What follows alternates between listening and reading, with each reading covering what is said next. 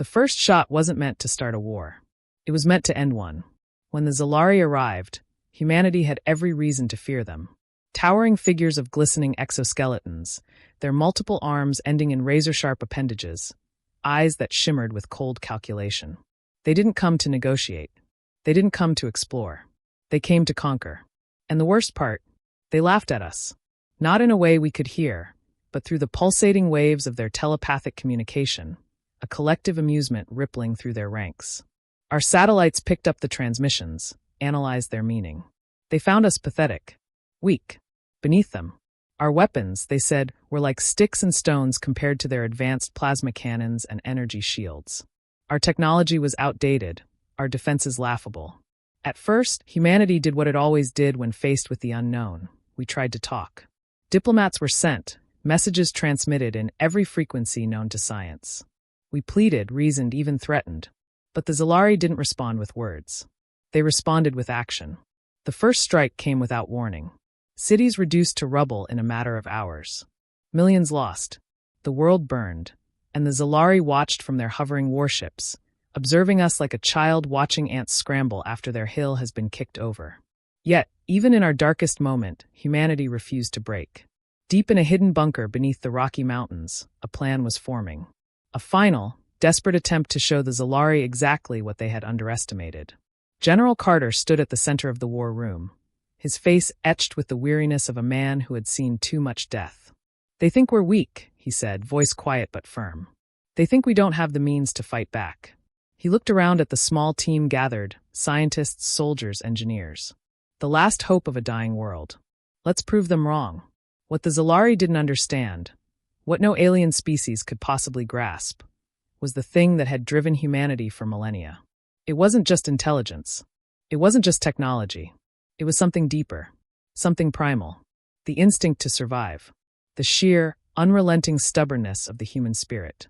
And in that moment, humanity's greatest weapon wasn't a missile or a bomb. It was the understanding that sometimes, all it takes is one shot. One carefully placed, precisely calculated strike. The Zalari, in all their arrogance, had failed to account for something fundamental. We had seen war before. They hadn't. The plan was simple. A single projectile, fired from the one weapon humanity had been developing in secret long before the invasion. A weapon the Zalari scanners had dismissed as irrelevant. An outdated piece of technology from a species they believed to be primitive. They watched as we prepared it, their amusement growing. Some even transmitted their mocking curiosity, wondering if we truly believed such an ancient weapon could harm them. But then the shot was fired, and everything changed. The shot cut through the silence of space, a single streak of light against the endless void. It wasn't flashy. It wasn't grand. To the Zalari, it must have looked like nothing more than a desperate attempt from a dying species. One last pitiful gasp before extinction. But that was the mistake they made. They didn't know what we had built. From the moment the Zalari invaded, humanity knew traditional warfare wouldn't work. Their shields deflected energy blasts. Their hulls absorbed even our most advanced ballistic missiles. Every weapon in our arsenal had been tested, and every one had failed. So we stopped thinking like them. We stopped fighting like them. Instead of trying to match their technology, we used something they never expected. Something they didn't even consider a threat. Kinetic weaponry. The Zalari relied on energy-based warfare. Plasma, lasers, electromagnetic shielding. But what they failed to account for was simple physics.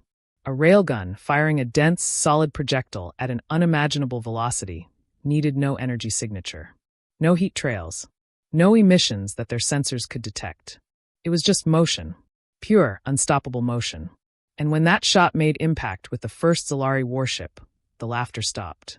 The massive vessel, easily the size of a city, had been hovering above Earth's stratosphere, a floating fortress of alien supremacy. Its shields had held against every nuclear warhead we'd launched, every desperate strike from our crumbling defenses. But shields designed to block energy weapons weren't designed for a simple, unrelenting, high-velocity hunk of metal moving at speeds beyond comprehension. The projectile ripped through the ship's hull like a bullet through paper. No explosion, no fireball. Just a hole, perfectly round, horrifyingly clean. The ship hung there for a second, almost as if the Zalari themselves couldn't believe what had just happened. Then, with a sickening groan, the warship cracked in half. It was the first time we ever heard them scream. The Zalari weren't used to fear. They were a species that had never been challenged, never been outmatched. They conquered planets without resistance. They destroyed civilizations without effort. To them, war was a game, a cruel, calculated process that always ended the same way. But now, for the first time, the rules had changed. On the ground, in the bunker beneath the Rocky Mountains, the room was silent. Every pair of eyes was glued to the monitors, watching as the massive alien warship began its slow, inevitable descent toward the planet below. General Carter exhaled, a breath he hadn't realized he was holding. "Direct hit," one of the technicians whispered. Across the communications channels, there was no mocking laughter now. No condescending transmissions from the Zalari. Just silence. A deep, eerie silence that sent a chill through every human soldier, every scientist, every engineer who had spent sleepless nights planning this moment. And then, at last, a single transmission came through. It wasn't a threat. It wasn't a demand. It was a question. What was that? The voice, though distorted through layers of alien syntax, carried something no human had ever expected to hear from the Zalari. Not anger. Not arrogance. Uncertainty. For the first time, they didn't understand something. General Carter leaned forward, pressing a button on the control panel. His voice was calm, steady, but there was an edge to it, one sharpened by the weight of every life lost, every city turned to ash. "That," he said, "was just a warning shot." The transmission cut out. For several minutes, nothing happened. The remaining Zalari ships hovered in place, their towering figures frozen in orbit. It was as if they were trying to process what had just occurred, trying to calculate how a species they had deemed primitive had just taken down one of their strongest warships with a single shot. Then movement. The Zalari ships, once poised like executioners above our world, began shifting, repositioning, scanning, hesitating. They were adapting, recalculating their next move. For the first time since the invasion began, they were taking us seriously. But that was the problem. Because when a predator realizes its prey can fight back, it doesn't run. It strikes harder. And deep in the heart of the Zalari command vessel, something stirred. Something old. Something they had never needed before. A weapon.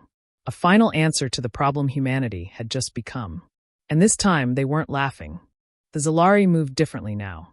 Their ships, once gliding with effortless arrogance, adjusted in sharp, deliberate motions. They weren't retreating. They weren't charging. They were thinking. In the war room, the tension was suffocating. Every screen showed the same thing. Zalari warships hovering in Earth's orbit, recalculating their strategy. The railgun had caught them off guard, but it wouldn't work forever. They wouldn't let it. General Carter turned to Dr. Evelyn Park, one of the lead scientists behind the railgun project. "What are the chances they can counter it?" Evelyn's fingers tapped anxiously on the table. "They're not used to kinetic weaponry. Their tech relies on energy-based warfare, so in theory, they don't have a direct defense against it." "In theory," she exhaled. "They adapt, General. Fast. If they figure out how to reinforce their hulls or alter their shielding, this might have been our only shot." Carter didn't like those odds. A new transmission flickered across the main screen. This time, the Zalari weren't broadcasting amusement or confusion. They were broadcasting an image. It was Earth. Not as it was now, but as they saw it. In the Zalari's cold, analytical vision, the planet was covered in red grid lines, pinpointing every major city, every military base, every railgun facility they had somehow detected. In the center of the screen, alien glyphs formed a single, chilling message. "You will not fire again." The room went dead silent. Captain Harris, one of the few remaining military commanders, clenched his jaw. "They're calling our bluff." Carter studied the screen. The Zalari didn't send empty threats. If they believed they could wipe out humanity before another shot was fired, they would do it without hesitation. And the truth was they weren't wrong. The railgun was powerful, but it wasn't fast. It took hours to recharge, required precise calculations to fire accurately. If the Zalari struck now, before another shot was ready, Earth wouldn't stand a chance. "They think we only have one," Carter muttered. Evelyn's eyes widened. "General." He turned sharply to her. "Tell me we have another." She hesitated. "Not a good sign." "Not exactly," she admitted. "We have other prototypes. The problem is they're untested. We don't have the power grid to fire them all at once." Carter looked back at the screen, at the cold, calculated warning from an enemy that had never needed to issue one before. "Then we need to make them think we do." A plan began forming. Not one built on force, but deception. The Zalari had seen what one railgun could do. They didn't know how many we had. If they believed we had an entire network ready to fire at a moment's notice, they might hesitate. And hesitation could buy humanity the time it needed. But deception only worked if the enemy believed it. That was where Lieutenant Jake Calloway came in. Jake had been a reconnaissance officer before the war, specializing in misinformation tactics. He had been part of cyber warfare teams that manipulated satellite images, fabricated enemy troop movements, and planted false intelligence where it mattered most. If anyone could make the Zalari believe in a non-existent planetary defense system, it was him. They scan our systems. They see everything we transmit, Jake said, pacing as he worked through the plan. If we can make them think we've got 10 railguns primed and ready to fire, they'll back off long enough for us to get another real shot off. Harris folded his arms. How do we convince them? Jake smirked. We make them see what they're expecting. Using deep space relays and captured Zalari signal patterns, Jake and his team began feeding false data into the Zalari's scanning systems. Ghost energy signatures, heat readings from non-existent power plants, fabricated movement patterns that suggested multiple underground facilities preparing to launch another strike. It was a long shot, but long shots were all humanity had left. Then something changed. A new Zalari ship appeared on the scans, one that hadn't been seen before. Larger than the others, its surface was lined with strange, shifting patterns that made it difficult to track. It moved differently, as if space itself bent around it. Dr. Park's face went pale. That's not just another warship. Carter frowned. Then what is it? She swallowed hard. It's something they've been holding back. Something they didn't think they needed. The Zalari weren't retreating. They were escalating, and humanity had just forced their hand. The new Zalari ship moved with an eerie stillness, as if it wasn't traveling through space but bending reality around itself. It wasn't just another warship. It was something else entirely. Something designed for a war the Zalari had never needed to fight. In the war room, the air was thick with tension. Every screen displayed the massive vessel, its surface shifting with an unnatural energy that human sensors struggled to interpret. It didn't have visible weapons, no obvious attack systems, but that only made it more terrifying. The Zalari didn't deploy anything without purpose. Jake's hands hovered over the controls, monitoring the false data they were feeding into the Zalari's systems.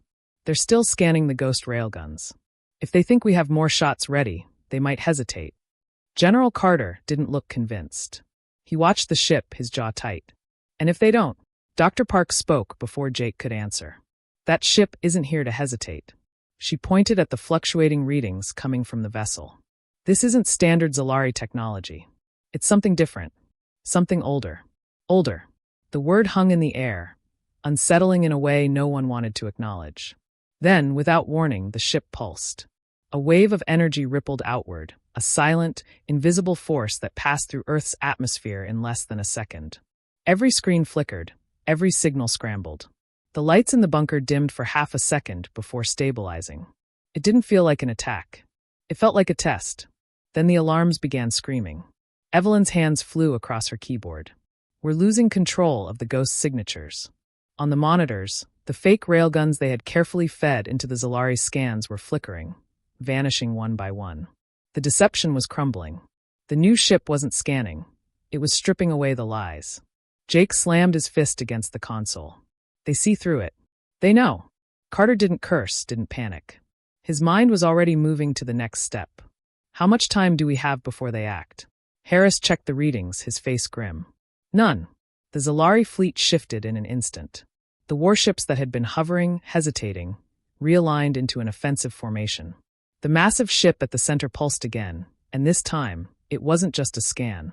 The air itself seemed to hum with static, as if the planet was being gripped by an unseen force. And then Earth's gravity changed. People felt it before they understood it. An unnatural weight pressing against them, a force pulling at the world from above. Buildings groaned. The ocean swelled unnaturally. Every living thing felt a deep, instinctive wrongness in the air. They're altering gravity, Evelyn whispered, horror creeping into her voice. Not just over one location. Over the whole planet. Carter's mind raced. This wasn't a bombardment. It wasn't an invasion. It was something worse. The Zalari weren't trying to destroy humanity. They were trying to end the fight before it even began. If gravity shifted too much, even by a fraction, Earth's delicate balance would collapse. The atmosphere would thin. Oceans would rise or recede unpredictably. The very foundation of life itself would fracture. They weren't going to kill humanity with fire. They were going to break the planet itself. Harris gripped the edge of the console. "General, we need to fire now." Carter didn't answer immediately. He stared at the screen, at the monstrous ship reshaping the world beneath it. The railgun wasn't ready. They needed more time, but time was a luxury they no longer had. His fingers curled into fists. "We have one shot." Evelyn's voice was unsteady. "But if we miscalculate, if we don't fire, we won't get another chance." Jake was already moving, rerouting power to the railgun's capacitors. "Targeting systems are lagging from the gravity shift, but I can adjust manually." Carter exhaled slowly. Every move they had made led to this. The Zalari had laughed at their weapons, mocked their attempts at resistance. But now there was no laughter. Only a cold, calculating enemy determined to crush humanity without a fight. The countdown began. The railgun charged. And as the Zalari ship loomed over Earth, the final battle was about to begin. The railgun's capacitors surged, drawing every ounce of power from the bunker's systems. The lights flickered again, this time longer, as the energy funneled into the weapon. The countdown ticked lower. 5 seconds. 4. The Zalari ship pulsed a third time. Every screen in the bunker went dark. Jake cursed, fingers flying over the controls. "They just shut us out." Evelyn's breath caught. "No, not shut out. Disrupted." She pointed to the emergency readings still flashing in red. "They're not disabling the railgun. They're trying to overload it." Carter's stomach tightened. The Zalari weren't just reacting, they were predicting. They knew humanity's best move before it even happened. The pulse wasn't an attack. It was a counter. If the railgun fired now, it wouldn't just miss. It would self-destruct. "Abort the shot," Carter barked. Jake's hands moved fast, but before he could override the launch sequence, the railgun discharged. A blinding arc of energy cracked through the sky, sending a tungsten projectile screaming toward the Zalari ship. It should have been the moment of victory. Instead, the shot bent in midair. Like a river hitting an invisible wall, the projectile veered sharply off course, spiraling out into the depths of space. No impact. No damage. Just silence. Then the Zalari ship finally spoke. "You are learning." The voice was deep, resonant, vibrating through every communication channel at once. It wasn't mocking. It wasn't angry. It was simply observing. Evelyn stared at the screen, her face pale. "They wanted us to fire." Carter's jaw clenched. "Why?" But deep down, he already knew the answer. The Zalari had countered the railgun too perfectly. They hadn't just prepared for it. They had expected it, studied it, and if they knew how to stop it, they could use it. Jake swore under his breath. "General, I'm getting strange readings from the railgun site. Something's happening." A second shot fired. But this time, it wasn't human. The railgun, still locked into its systems, had been hijacked. The Zalari had turned humanity's greatest weapon against them. The second projectile roared toward Earth, streaking downward at impossible speeds. It wasn't heading for the Zalari. It was aimed at the planet itself. Evelyn gasped. "They reversed the trajectory. They're using our own railgun as a planetary bomb."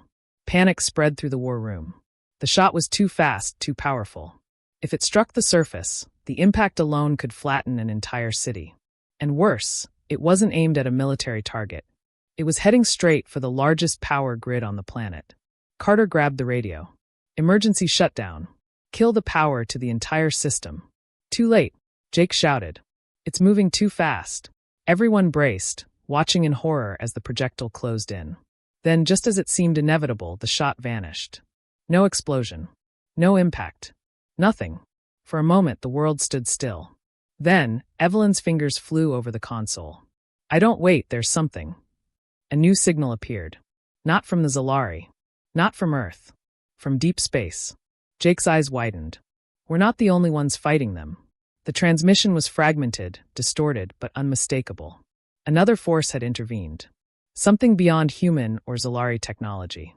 The shot had been erased, not destroyed. And whoever did it was watching. The Zalari ship turned slightly, shifting its formation.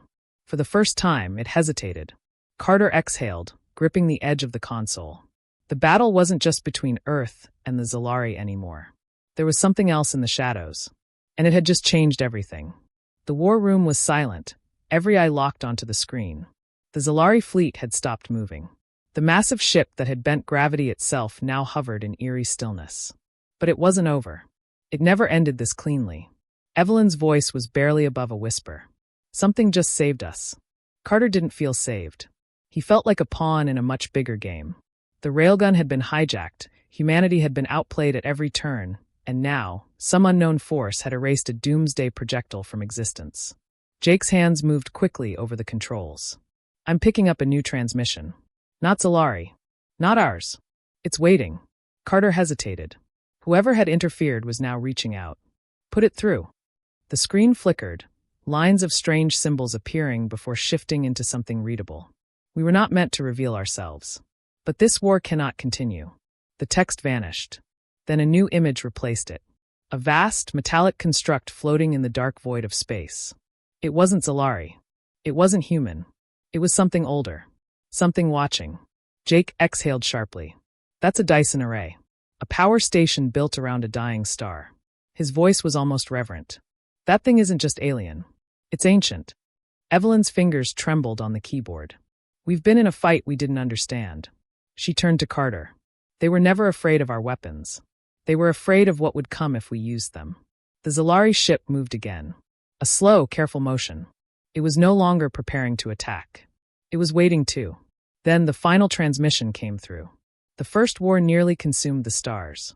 We cannot allow another. Carter's pulse pounded in his ears. The Zalari weren't trying to conquer us. His voice was hoarse. They were trying to contain us. Evelyn shook her head in disbelief. Contain us from what? The answer came with a new energy reading. Something massive moving beyond the edge of the solar system. A gravitational anomaly, bigger than any Zalari ship. Bigger than Earth's moon. Jake's face paled. Oh hell. The Zalari had been aggressive, ruthless, but they hadn't destroyed humanity outright. Not because they couldn't. Because they weren't allowed to. Because something worse had nearly awoken. The war hadn't been about survival. It had been a test. A warning. And now, something else was watching. The war room was deathly silent. No one dared to speak as the realization settled over them. This was never about Earth alone. It wasn't about humanity versus the Zalari. The battle had been a small ripple in something much larger, something ancient. And now, something else new humanity existed. Carter forced himself to breathe. His hands were clenched so tightly that his knuckles had gone white. What's our next move? He asked, his voice steady despite the weight pressing down on him. Jake was still scanning the anomaly at the edge of the solar system. His face was tense. We don't have one. We don't even know what we're dealing with. Evelyn turned to Carter. We were never meant to fire that shot. The Zalari knew what would happen if we escalated. That's why they tried to stop us without wiping us out. She swallowed hard. They weren't our enemy. They were guarding us. A new transmission appeared on the screen, this time from the Zalari ship. The language shifted into something readable again. You understand now. This war was not against you. It was for you. Carter felt a strange weight in those words. The Zalari had invaded, crushed Earth's defenses, mocked humanity's weapons. And yet, they had never truly struck first. Every move had been precise, calculated. A show of power, not destruction. Jake exhaled. They could have wiped us out at any time. Evelyn nodded. But they didn't. Because they needed us to see the real threat. The Zalari ship pulsed again, and Earth's gravity finally returned to normal. The strange energy gripping the planet dissipated. But the warning lingered. Carter stared at the screen. What happens now? The final message from the Zalari came through. Now you choose. War is not survival. Survival is knowing when to stand down. Then, without another word, the Zalari fleet turned and left. No explosions. No final attack. They simply withdrew, vanishing into deep space as if they had never been there at all. Evelyn let out a shaky breath. That's it? They're just leaving. Jake shook his head, watching the sensors. No, they're repositioning. Watching. Making sure we don't make another mistake. Carter sat down heavily. The war that had seemed inevitable, the war humanity had been preparing for, had never really begun. And now it never would. But as the Zalari vanished beyond human reach, the real question remained. What do we do now? Evelyn asked softly. No one had an answer. The world had changed in an instant. Every government, Every military force, every scientist who had spent years preparing for war with the Zalari now had to face the truth. Earth wasn't a battleground. It was a fragile spark in something much greater. And something else was still out there. Jake leaned back, rubbing his face. If the Zalari were scared of whatever's coming, then maybe we should be too. Carter didn't respond right away. He looked at the darkened screens, the fading energy signatures of the Zalari fleet, and then up at the stars beyond. Maybe, he finally said, it's time we stop thinking about war and start thinking about survival. The room was quiet again, but this time, it wasn't fear holding them in place. It was understanding. Humanity wasn't alone. And now the universe knew it.